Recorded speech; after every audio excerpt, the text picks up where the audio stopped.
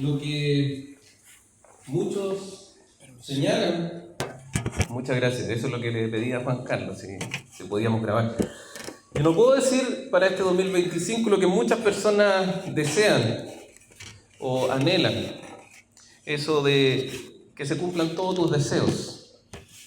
No podría, porque yo tengo claro que los deseos de ustedes son bastante pecaminosos, también los míos, así que no puedo decir eso. Lo que sí puedo decir, que para este 2025 se puedan cumplir los buenos deseos de Dios para su vida.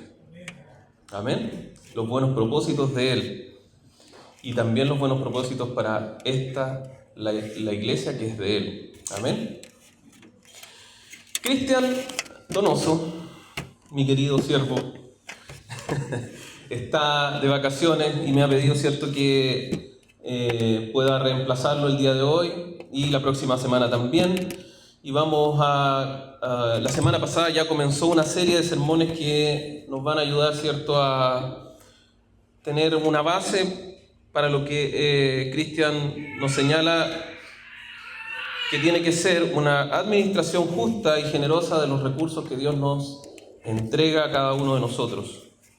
Y en ese sentido, Alex Córdoba la semana pasada nos estuvo hablando en Ageo capítulo 1. Magistralmente, desde mi punto de vista, él nos habló de evaluar nuestras prioridades. Fue un llamado de atención, cierto, a nuestras vidas para entender el lugar que ocupa Dios en nuestra toma de decisiones, en la vida cotidiana. Y hoy día, siguiendo con la línea un poco de lo que hizo Alex la semana pasada, vamos a hacer hincapié en lo siguiente.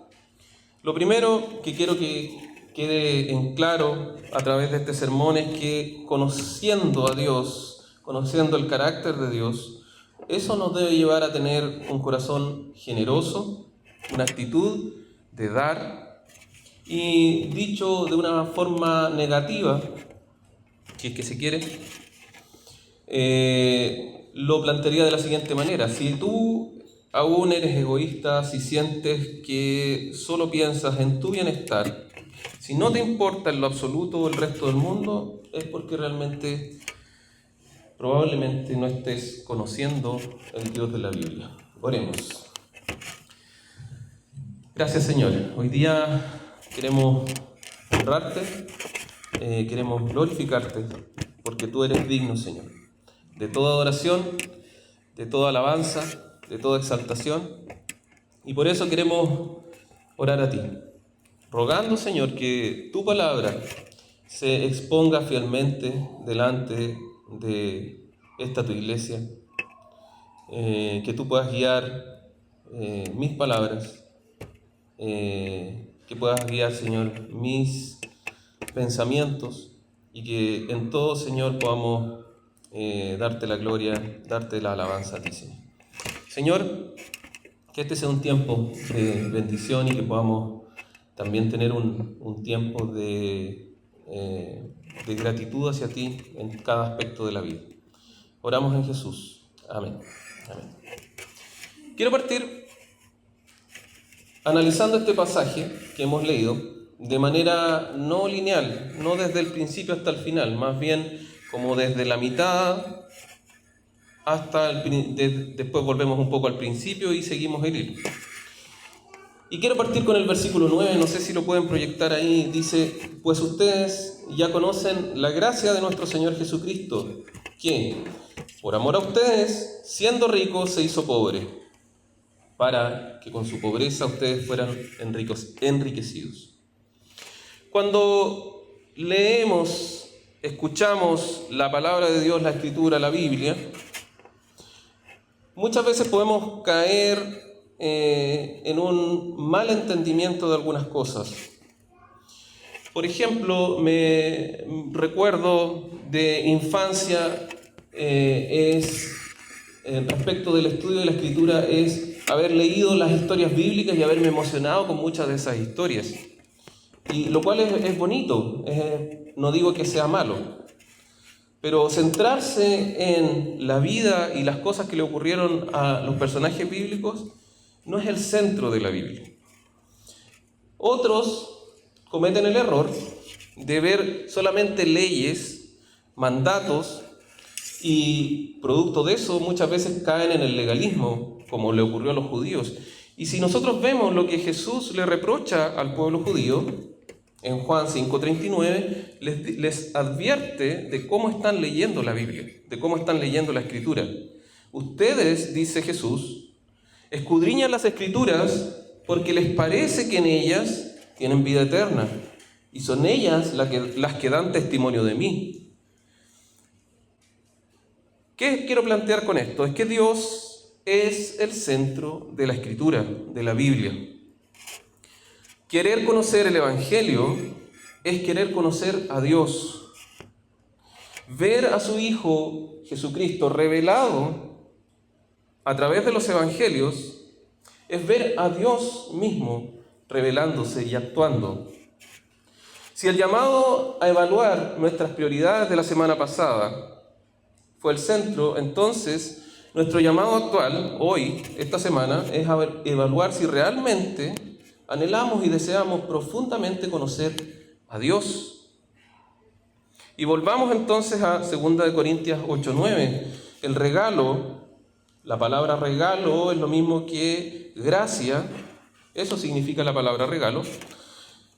El regalo de Dios para nosotros se llama Jesucristo, quien siendo rico, dice el apóstol Pablo, se hizo pobre. ¿Cómo? ¿En qué sentido Jesús era rico?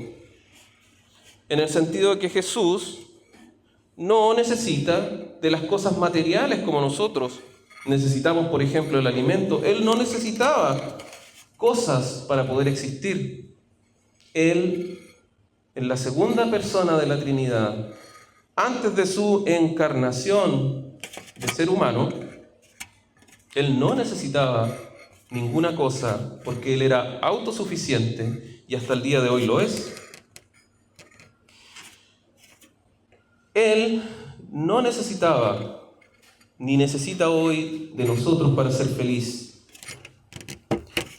Pero, teniendo todo, Jesús se hizo pobre. Y fíjense que Dios podría haber optado por haberse encarnado en otro tiempo, en otra época. Por ejemplo, hoy en día podría haberse encarnado en un alto ejecutivo, por ejemplo, de Wall Street o de la Bolsa de Nueva York, en un emperador de la era romana. Podría haber hecho algo distinto. Podría haberse encarnado en algún personaje ilustre de la historia universal o de la literatura. Sin embargo, a Dios le plació hacer que su Hijo naciera en un tiempo determinado, en medio de un pueblo insignificante, en una nación muy pequeña para esa época, y para rematar, nacer en un establo. Y la pregunta que me hago y se la planteo a ustedes, ¿qué nos dice eso del carácter de Dios? Y por supuesto que nos dice algo, y nos está diciendo que lo que tú y yo consideramos grandioso, glorioso, para Él no tiene mayor importancia. Para Él eso es insignificante. Y nos dice que Él reina sobre las circunstancias de este mundo. Nos dice que Él está por sobre las cosas creadas y nos dice que es a través de esta pobreza material de Jesús en su vida terrenal que hoy tenemos acceso a su riqueza eterna. Hace tiempo escuché un testimonio. Era un hombre, al parecer, norteamericano. Tenía mucho dinero. Y él dijo lo siguiente en este video que me llegó por ahí. Decía, el momento en que entendí de mejor forma el Evangelio fue mientras veía a mi hijo morir en la cama de un hospital. En ese momento, él, recordemos que era una persona adinerada, en ese momento yo lo hubiese dado todo, hubiese cambiado todo lo que tengo para que mi hijo pudiera vivir un poco más de tiempo. Pero finalmente falleció. Este hombre era creyente Y dice que en ese instante, cuando su hijo muere en el hospital, recordó lo siguiente. Recordó que Dios, siendo dueño de todo, teniendo todo el poder del universo, viendo morir a su hijo y pudiendo rescatarlo de la cruz, no lo hizo. Y no lo hizo por amor a mí, decía él, y también por amor a nosotros. Vamos entonces, tengamos claro entonces lo siguiente: conocer el Evangelio, conocer profundamente al Dios de la Biblia, nos debe llevar a una actitud de generosidad. Y eso es lo que el apóstol Pablo pone como punta principal en el verso 9. Entonces vamos a partir desde ese punto y vamos a retroceder un poco y vamos a ir al verso 1. Y como hemos podido apreciar, ¿cierto?, de esta forma diferente de partir, quiero hablar entonces que el pasaje en sus inicios, en el verso 1, habla de un grupo de iglesias ubicadas en Macedonia. Principalmente se refería a la iglesia de Filipos y la iglesia de Tesalónica, y de Berea también. Y la historia cuenta que el emperador Alejandro Magno, mi tocayo, era de este lugar, de Macedonia, del norte de Grecia, ¿ya? Y fíjense que mi tocayo era de este lugar, como les digo, y su papá también. Su papá se llamaba Filipo II. Y los historiadores concuerdan en que en este territorio que estaba al norte de Grecia, cuando fue conquistado por Roma, sufrió duramente del saqueo, del despojo, porque era una ciudad que había tenido un tiempo glorioso, con un emperador grande, que había dedicado esta ciudad, ¿cierto?, para que fuera una ciudad importante de aquella época. Sin embargo, los romanos, en una forma de humillación, que no era algo poco común, poco habitual en esa época, ¿qué es lo que hicieron? Vinieron, conquistaron, arrasaron, se llevaron todo. Por lo tanto, este territorio que antiguamente fue una ciudad gloriosa, ahora era una ciudad en ruinas, pobre, y bajo este contexto surge una iglesia en el siglo I, y esta iglesia es la iglesia que se menciona aquí, que es la iglesia de Macedonia.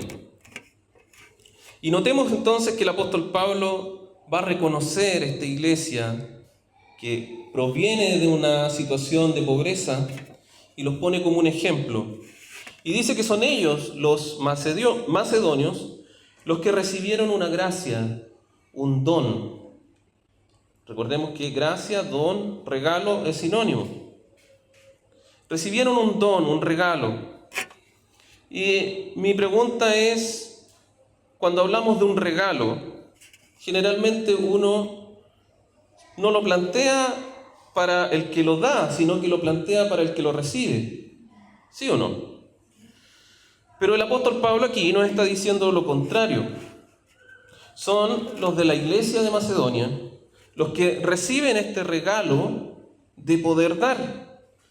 A pesar de su pobreza material, a pesar de sus dificultades, porque la lógica del Evangelio no sigue la lógica muchas veces del mundo.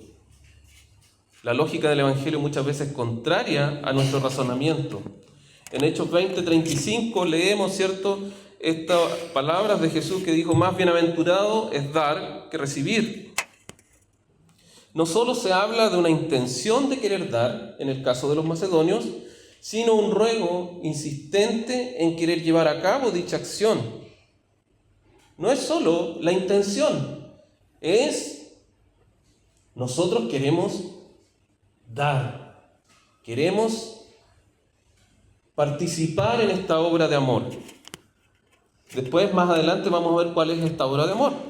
Segunda de Corintios 8:4 dice: insistentemente nos rogaron los macedonios que les concediéramos el privilegio de participar en este servicio para los santos. Fíjense que este pasaje, o esto que nos lleva a entender, muchas veces, ¿cierto? Como les decía, pensamos que el regalo, quien se alegra mucho más con los regalos es aquel que lo recibe. Pero nosotros vemos, ¿cierto?, que muchas veces en el servicio cristiano, en la entrega del cristiano, ocurre lo contrario. Hace unos días atrás, ¿cierto?, podíamos apreciar que un grupo de nuestra iglesia participó en algo quizá no muy significativo a nuestros ojos. Ellos pudieron participar, ¿cierto?, en una escuela pública, llevaron unos regalos pequeños y al escuchar, ¿cierto?, el testimonio de las personas que estuvieron ahí, ¿qué podíamos ver? Una alegría, un gozo de haber podido participar de tal actividad. Quizá a lo mejor mayor gozo incluso de lo que tenían las niñas. Por eso el verso 2 nos señala, pasando entonces a otro plano, el verso 2 del mismo pasaje nos va a señalar que hubo un motivo para el acto. Les comentaba, ¿cierto?, que hubo un motivo para este acto de generosidad de los hermanos de Macedonia. Y dice, cuya generosidad se desbordó en gozo y en ricas ofrendas, a pesar de su profunda pobreza y de las grandes aflicciones por las que han estado pasando.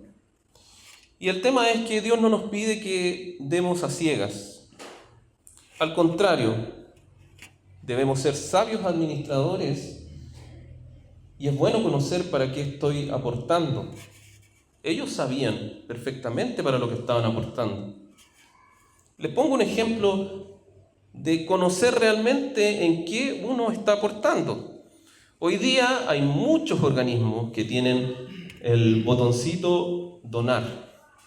Si tú te vas a internet hay 1.000.000. Y es bueno también de repente conocer el trasfondo. Les pongo un ejemplo bien conocido. Hay una organización llamada Planned Parenthood. Y suena bonito en español. No sé si lo han escuchado. Paternidad planificada. No sé si alguno de ustedes sabe a qué se dedica esta organización. Que también lo vi, ¿cierto?, su página web de puro intruso y decía dona. Bueno, la actividad principal de esta organización es promover el aborto libre. Por eso siempre es bueno que exista transparencia respecto de las organizaciones y también exista transparencia dentro de la iglesia respecto de dónde están o lo que se está haciendo con los dineros y la rendición de cuentas. Y en esta iglesia afortunadamente existe ese equipo. No se nos dice en este pasaje en el que leímos, no se nos dice principalmente a qué estaban llamados a dar los hermanos de Corintios y a qué habían dado los de Macedonia. Pero si nosotros leemos otros pasajes de la Escritura, vamos a darnos cuenta de a lo que se está refiriendo. Se trataba de una ofrenda para los hermanos de Jerusalén, quienes por causa del Evangelio estaban siendo perseguidos. Vamos a Romanos 15, 25 al 27. Déjenme leerles solamente. Pero ahora voy a Jerusalén para servir a los santos. Macedonia y Acaya tuvieron a bien hacer una ofrenda para los pobres que hay entre los santos que están en Jerusalén, pues les pareció que era lo correcto y se sienten en deuda con ellos. Porque si los que no son judíos han sido hechos partícipes de las bendiciones espirituales, deben también compartir las bendiciones materiales. Primera de Corintios 16, verso 16, verso 1 al 3 dice, en cuanto a la ofrenda para los santos, hagan ustedes también de la misma manera que ordené a las iglesias de Galacia. El primer día de la semana cada uno de ustedes guarde algo en su casa, atesorando en proporción a cómo esté prosperando, para que cuando yo llegue no haya entonces que levantar ofrendas. Cuando yo esté allí, enviaré a los que ustedes aprueben por cartas para llevar su donativo a Jerusalén. En el caso particular de los de Corintios, a los que Pablo está dirigiendo esta carta, hubo una disposición de colaborar con esta ofrenda, de dar para esta causa, lo cual nunca fue una obligación. Pero Pablo habla de sopesar la sinceridad y darles este empujón, por así decirlo, para que hagan lo que en un principio se dispusieron a hacer. No era un reto del apóstol Pablo, sino una forma de alentarlos a llevar a cabo la obra que ellos dijeron que iban a realizar. El problema es que parece que como que estaban en la duda de sí, que no, pero en un principio sí, ellos estaban muy dispuestos a realizarlo. Fíjense que un predicador anglicano llamado John Trapp escribió hace más de 300 años algo como esto: en este siglo abunda la misericordia de labios, la cual es barata, y por lo tanto, como fruto desechado, se encuentra en cualquier lugar. Muchas veces nos quedamos, ¿cierto?, en la buena intención, en las buenas palabras o en los buenos pensamientos y deseos. Pero la palabra de Dios, o lo que está haciendo el apóstol Pablo, es alentar cariñosamente a esta su iglesia para que haga lo que dijo o lo que pensó que iba a realizar. Pasando a otro punto, y después voy a tomar una síntesis de todo por si acaso. Existe una tendencia dentro del mundo evangélico, principalmente evangélico, donde se separa lo que es espiritual y lo que es del mundo. Son dos mundos prácticamente que están en lucha, se oponen.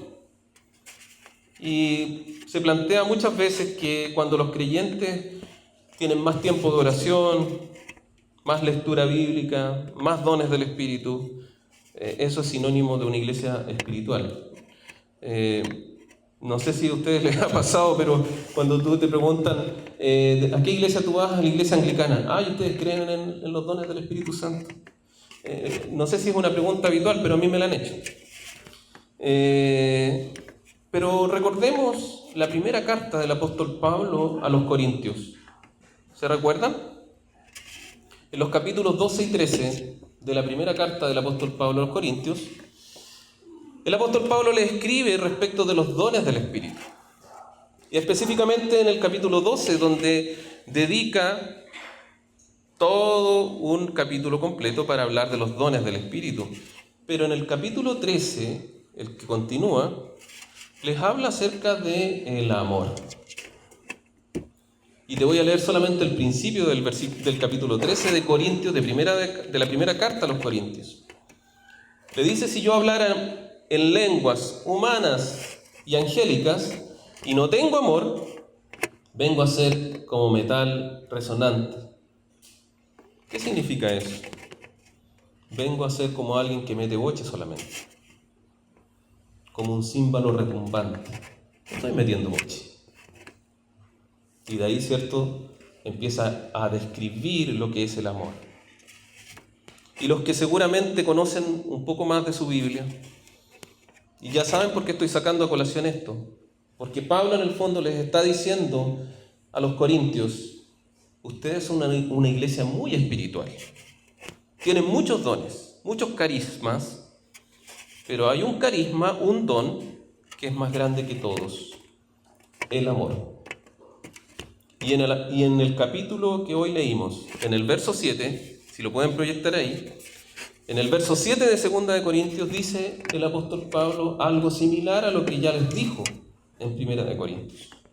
Por lo tanto, ya que ustedes sobresalen en todo, es decir, en fe, en palabra, en conocimiento, en todo esmero y en su amor por nosotros, sobresalgan también en este gesto o en este acto de amor.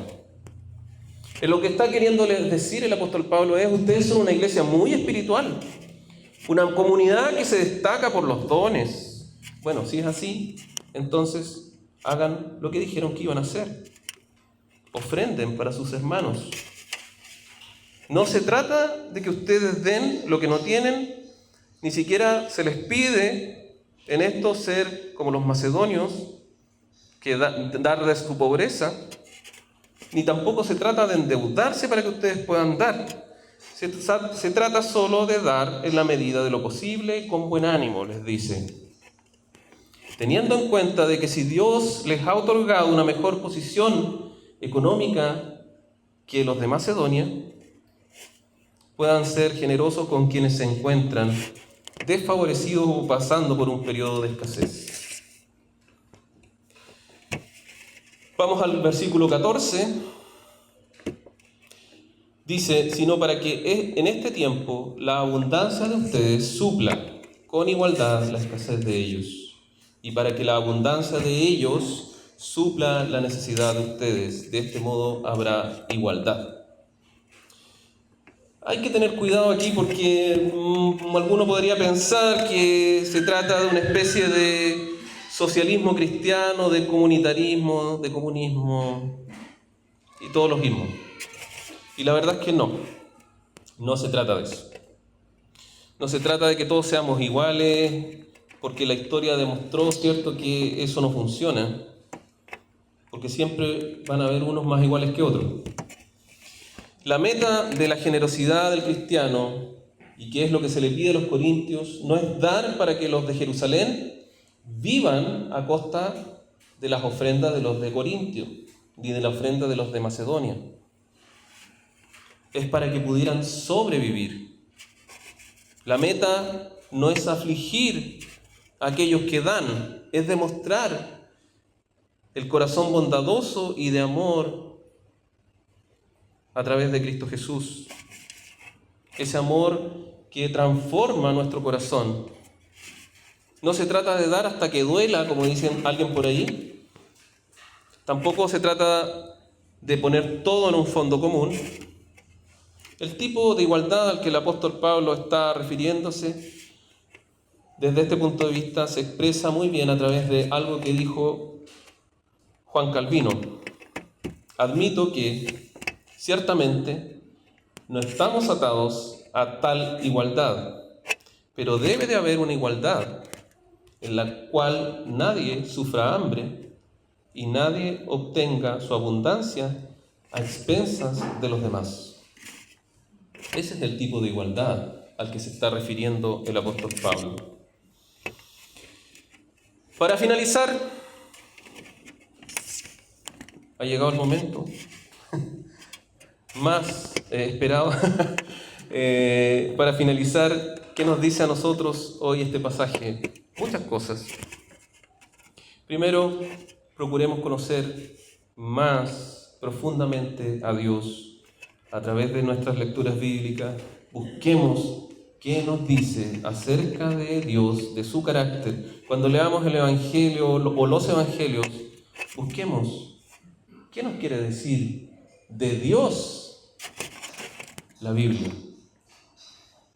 Segundo, el carácter de Dios revelado en la persona de Jesús nos muestra un Dios que se entrega totalmente.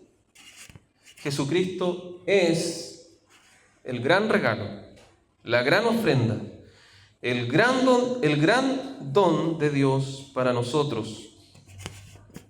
Todo lo que podamos hacer, incluso nuestros donativos, aunque tú puedas entregar todo lo que tienes para poder darlo a los pobres o para poder darlo como ofrenda, todo lo que tú entregues se queda corto frente al don de Dios que fue Jesús para nosotros.